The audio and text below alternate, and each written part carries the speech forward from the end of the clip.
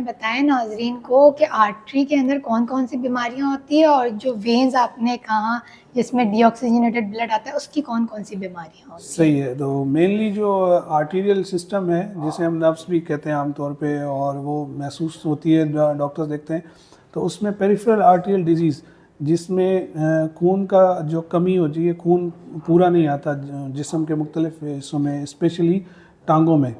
तो वक्त के साथ जिनको शुगर होती है, ब्लड प्रेशर होता है, या किडनी की डिजीज़ होती है, उनकी नसों में कैल्शियम जम जाता है। या जो स्मोकर्स होते हैं, जो किसी भी तरह से तंबाकू यूज़ करते हैं, चाहे वो सिगरेट स्मोकिंग हो या पान की सूरत में हो या किसी और तरीके से, तो उनकी नसों में कैल्शियम जम जाता है, जिसकी वजह से उनकी आर्टरीज़ जो है, जैसे हम रगे कहते हैं, वो सिकुड़ जाती हैं और खून जो है जितना हमें चाहिए उतना नहीं पहुंचता।